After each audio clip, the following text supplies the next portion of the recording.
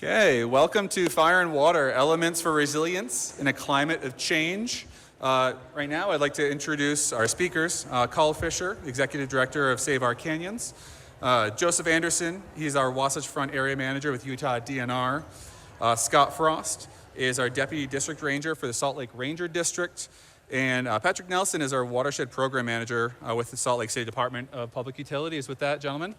Thank you all so much for giving us a little bit of time today. We're here really to update you on a project that we've been working on for the last 6 or so years. We presented to the symposium in 2019.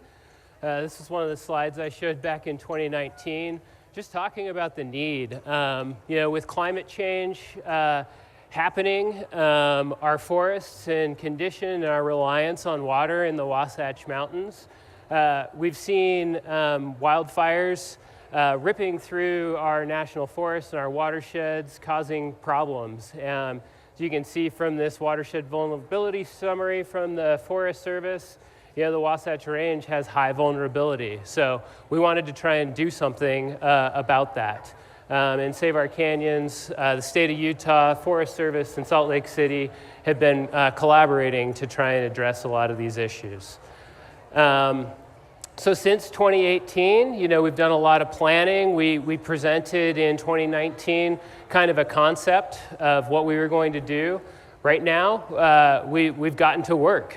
We've created some piles, we've done some treatments, and this past summer, we've started, the Forest Service and the state and other entities have started to light some of those piles on fire. So we want to update you on the current conditions. Again, this problem is happening not just here in the Wasatch, it's happening really globally. But you can see a number of watersheds are being threatened by fire. We've seen the Canadian wildfires and the smoke impacting even the state of Utah from those fires this year. There was a great thing in New York Magazine talking about how it looked like Canada totally exploded in wildfire.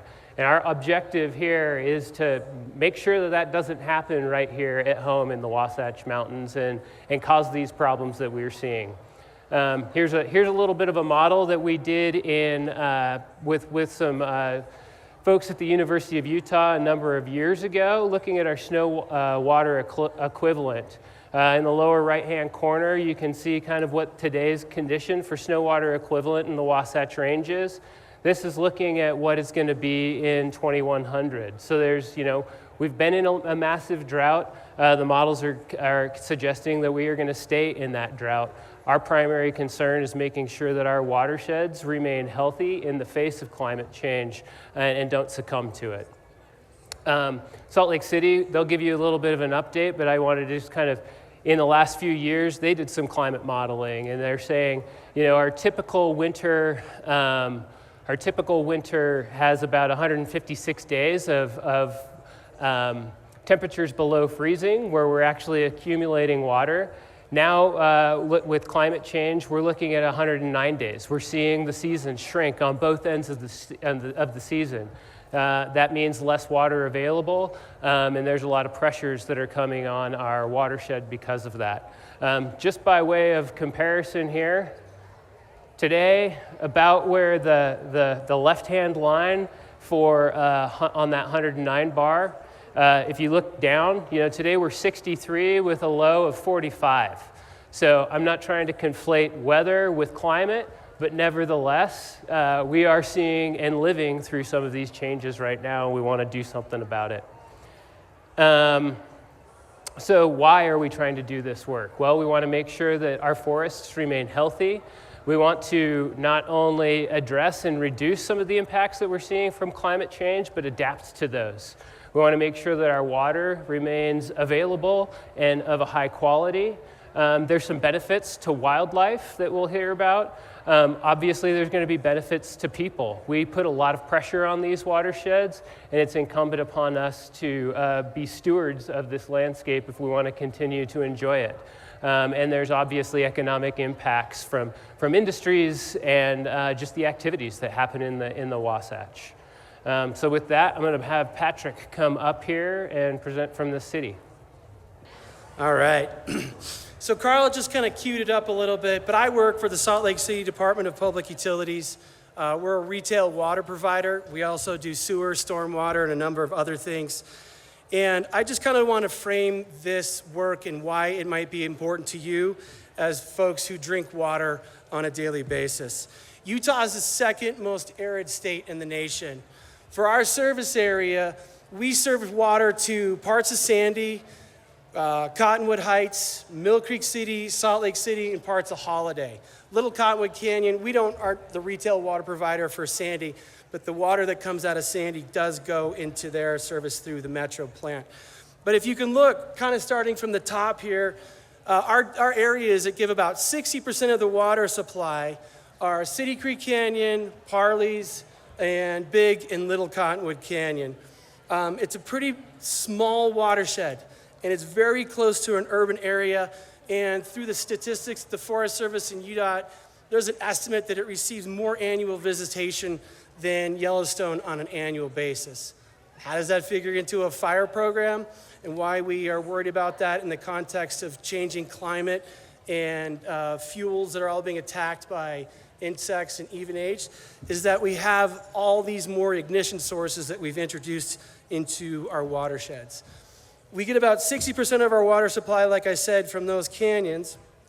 And what we've been finding is that wildfire, if anything, wildfire touches all aspects of our operation.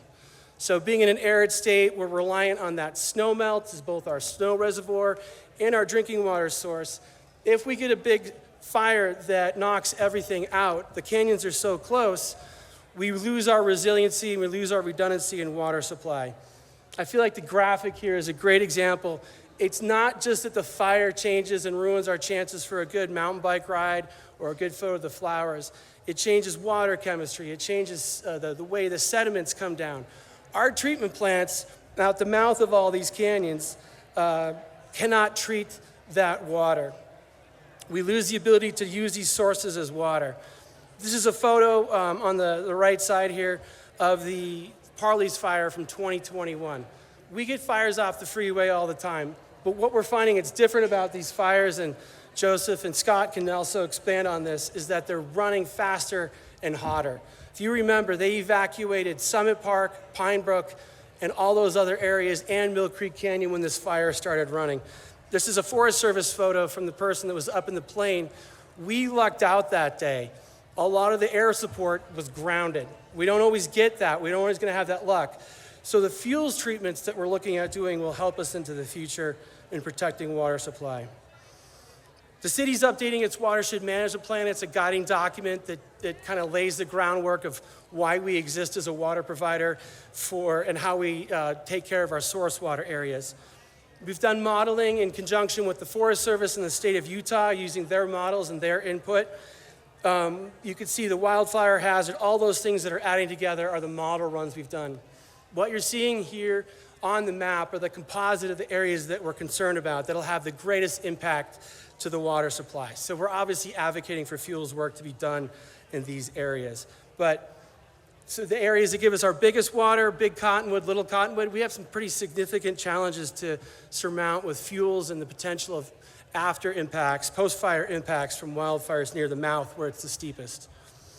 To compound our concern, we're concerned about wildfires, but we're also racing against climate change. I don't know how many of you live in the Salt Lake Valley, but I hope you remember that 2019 storm that shut Little Cottonwood down for a number of days. I'm just the punt here. I wasn't supposed to be here. Our director, Laura Briefer, was supposed to be the speaker, so I put her in here. You can see how small she looks in the face of a debris flow from only an hour or two rainstorm that sent debris down and shut the canyon down for a number of days. The Metro treatment plant was out of service for at least a week, and since then, all of their treatments, their maintenance costs on their pipelines, and even Murray Power and Light, who does hydro at the mouth there, they used to have to maintain their pipes once a year. Now it's 1 to 7 times. It's about 7 times a year they've been having to touch that. So the wildfires are a significant risk, not just to the landscapes, but also the treatment plants and the distribution networks after that. Couple of quick things just to highlight that we're doing. We're updating our plan as I talked about. There's a presentation tomorrow by the World Resources Institute. They're going to be talking about their fuels work over in the Weber Basin, but we are also starting work with them to fund a fuels position to advocate for the water utility perspective on the Salt Lake sides. We're working a lot to build beaver dam analogs. I've got a great watershed team. A lot of them are here today. They go out and do the blood, sweat, and tears, literally blood. Don't tell our safety guy that. But those beaver dam analogs help retain water and create a greener landscape to fight the fires. And then we're doing a lot with noxious weeds. A lot of these fires are also created and accelerated by fuels. So that's all I've got. Joseph? Thanks, Patrick. Patrick did a wonderful job of explaining the risks of catastrophic wildfire in specific to the watershed. And so the work we're doing is a collaboration. You can see all four of us up here are all working on the same projects. It has benefits across our different areas. So I want to talk a little bit about that. As part of Forestry, Fire, and State Lands for the state, our goal is to collaborate across boundaries. You can see that demonstrated here. To restore forest health, improve wildlife habitat, reduce the risk of catastrophic wildfire, and sustain the watershed. It's in our mission statement. Now, how do we do that? I'm going to dive into some particulars here. A big focus of ours is to assist local communities and landowners, whether that's federal, private, or municipalities, in identifying project areas and funding sources to get this work done. So the state has a lot of data sources available to it, and we create risk maps that demonstrate wildfire risk. This one is specific to watershed and population. You can see in this area of the state, in this county, there's a lot of red there. That is the risk areas for catastrophic wildfire and huge damage potential. That's what we're trying to eliminate. We want those to go down to softer colors and reduce that risk of wildfire. This mapping allows us to target the areas that are at the most risk to bring that down. So there's a couple ways we do this. One is we focus on the streams and where the water is coming from directly. We do that by creating beaver dam analogs. Just like natural beaver dams, these dam up the water flow and create a more steady stream, help filter and get cleaner water, reduce the risk of flooding, and overall improve that water quality that's coming in to your homes. The other method is through hazardous fuel reduction. This is taking your large down dead timber, removing the ladder fuels, that small stuff that allows a fire to go from the ground and creep up into the canopy. That's what we don't want. We want fire to stay on the ground. As it creeps up in the canopy, it gets way too hot, moves way too fast, and that's when it becomes catastrophic. We want to keep the fire low and have it be a restorative feature of the landscape, a natural aspect of the landscape, not something that's destructive. So these show where projects have been done in the last 5 years. There's been considerable effort to get this work done all throughout Salt Lake County. Now these aren't just on Forest Service, this is private areas. You can see there's High Country Estates, Mount Airy, Brighton, all these different areas are doing work within the community and within the forest, and they're all from different funding sources. There's no one pot of money that would allow for the scale that needs to happen to get this work done. So we help provide access to lots of different funding sources. The major one you see is WRI, which is Watershed Restoration Initiative. That's a pooled source where federal, state, local, and nonprofits pool their funding, and then we rank projects based on how it will benefit all the entities combined. And those that are most beneficial get that funding to get projects done on the ground. It's a wonderful program that's allowed through the state. Now, in addition to watershed, wildlife is another issue we're worried about, and one of the main players in Watershed Restoration Initiative is Robbie Edgell with the Department of Wildlife Resources for the state.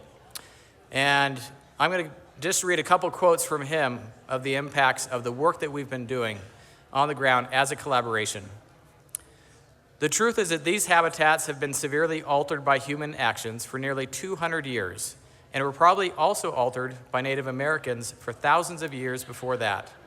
We need to have a paradigm shift away from thinking that wild places should not have active human management. There are few places in the lower 48 that do not need active human intervention to get them back to a healthier state. The ideal forest will have some old-growth trees with nearby stands of mid-class age and young saplings. Interspersed through the forest should be a mosaic of open meadows with no trees but wild forbs and grasses growing. There's an entire food web that is impacted when we remove vegetation diversity from the landscape. Human actions, such as fire suppression, have resulted in a loss of vegetation diversity, and it's my goal to help us get back to a better state.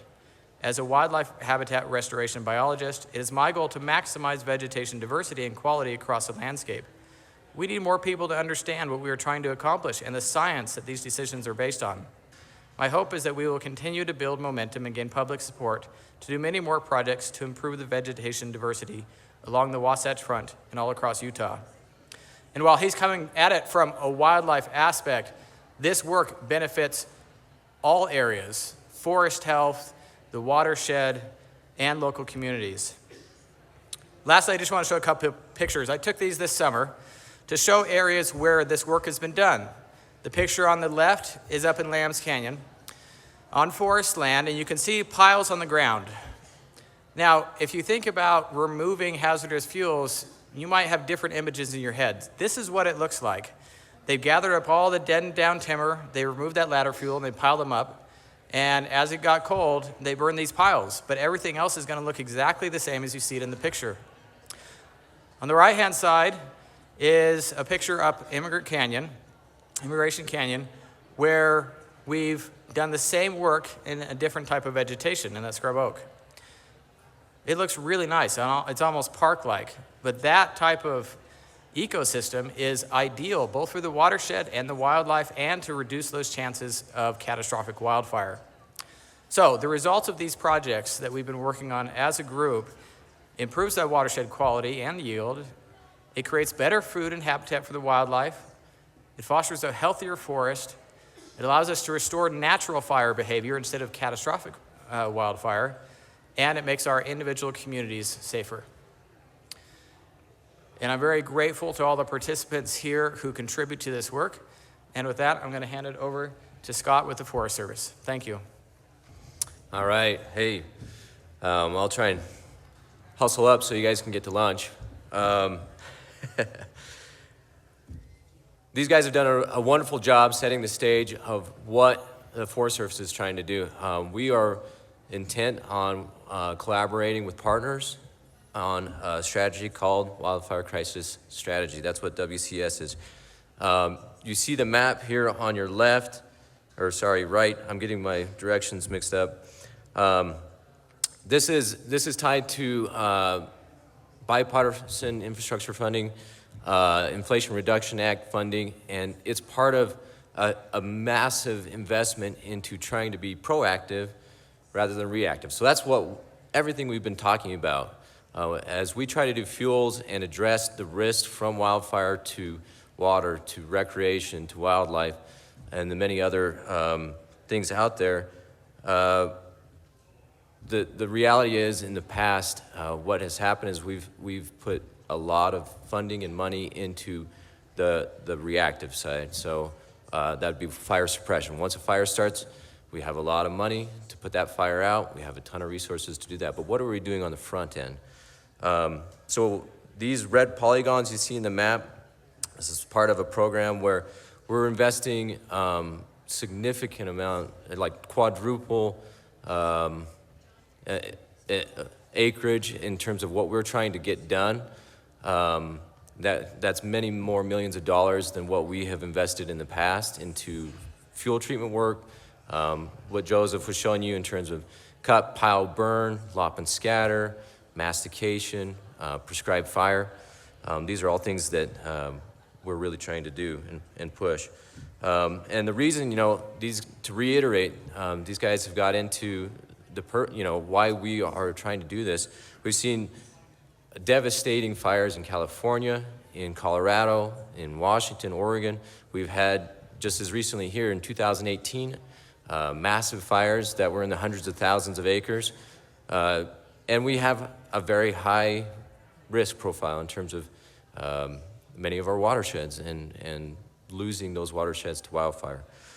We also have the added layer and complexity of climate change and how that's changing our ecosystems. Our forests are becoming drier. There's a major increased risk relative to insects and disease that kill our trees out there. We live in a very urban environment here. The wildland-urban interface is throughout all of our landscapes, so that another layer of complexity. And then lastly, of course, our threats to our water quality and the water that we depend on to live. So this is dovetailing into what Joseph was showing you. These are some of the treatments that are happening now. This is in the Stansbury where we're doing mastication work. There's the Venn diagram where you have overlapping things that are happening in terms of wildfire reduction risk and wildlife habitat are happening in this photo. You can see a piece of equipment right in the middle there. What we're attempting to do is breaking up the fuel continuity. Juniper over hundreds of years, 50 to 100 years of fire suppression creates a monoculture with time. The shade of the canopy, you'll see grass and shrubs basically disappear, and it creates a very continuous layer for a wildfire to run through. So that's one of the places where we're trying to address risk. And then a couple of pictures of the machine on the right it's got a head on it that chews up vegetation. That's mastication work. The person on the left, that's somebody burning one of the piles from the cut and piled material in vegetation contracts. Joseph also talked about Watershed Restoration Initiative. This is an excellent opportunity where we pool our resources and we work across boundaries. We work at the scale necessary to address the problem. And here you see in blue old proposals, projects that have happened. So we've started in Lambs Canyon, Mill Creek. We've done work this year in Big Cottonwood, and we intend to move south to Little Cotton Canyon in the coming years by 2025. All of this is basically to say that there's significant investment in trying to address fuels challenges, and we're working very closely together to come to solutions. So with that, I'll hand it back to Carl. I want to wrap this up. We had just a couple minutes left, about 6 minutes. We also should have a little bit of time for some Q&A, so there's 2 mics right there. I'm going to flap my gums for a couple more minutes while folks line up if you do have a question for our panel. But mainly, I just want, our purpose today was to kind of, 1, give you an update on what's been going on, and 2, let you know where we're going. We started small in Lambs Canyon, came over into Mill Creek, and now we're moving into Big and Little Cottonwood Canyon with this work. We've seen a lot of great things happen, from wildlife coming back into those areas and regeneration of the aspen.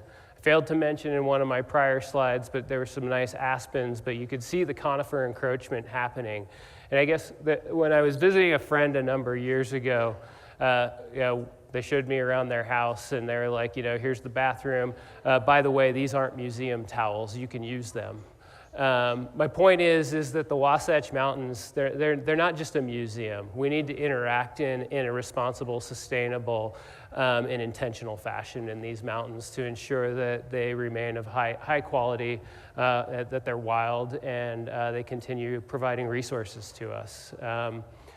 Challenges with this work. Funding. It's a huge, we've been lucky to get some additional funding. I think the fact that the players are coordinating and collaborating, it creates a good funding environment to try and accomplish this work. And we need more partners to help accomplish this work. So get in touch with us, about partnering on this work. Even if we did get all the money in the world, there's a workforce and capacity issue that we bump up against too. So we need to make sure that we're getting constant infusions of dollars to train the workforce to actually do this work in a responsible fashion. Public support. There's no question. I mean, you've seen the masticators, you've seen the piles, you've seen the fires. Public support for this work is critically important. Again, to that point, get involved with us and contact these agencies if you're interested in partnering in this and helping grow the effectiveness of this program. Research and science, you know, some of the papers that I've read in the last month or two on this really do, this watershed and fire and water interacting, it is somewhat new in the science arena. Really before 2000, there was not much research. It wasn't until about 2019 when we started seeing these catastrophic fires happening that there was infusions of dollars going into the science community to do some of this research. The research needs to continue, and I know that this team is committed to applying the best available science and tools to accomplish this work. Policy. There are so many jurisdictions here in the Wasatch, and sometimes our policies are at cross purposes. I've been working with folks in like Big Cottonwood Canyon, for example. They're working on updating some ordinances. We talk to them as they're doing that and say, you know, what we really need you to do is we're doing this work on forest property, on state lands, on Salt Lake City watershed properties. We need landowners in that wildland-urban interface to adopt wildland-urban interface code that protects people from an event on the forest, but also protects the forest from the activities of people. I think it's important to note that like over 90% of these fires are started by people, these catastrophic fires. People are the ignition sources for these things, whether it's someone's home or someone trying to enjoy themselves out in these areas and something getting out of hand. So there's there's an education component. But another issue on policy, even some of the policies my organization advocates for, like wilderness and strengthening conservation protections, can sometimes grade against this work of doing fuels reduction in areas where we don't allow mechanical or mechanized treatments.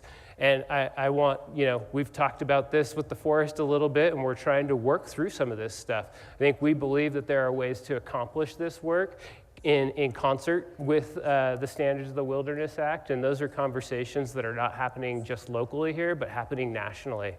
So if wilderness and wildfire issues are something you're interested in, please get in touch. Favorable weather conditions.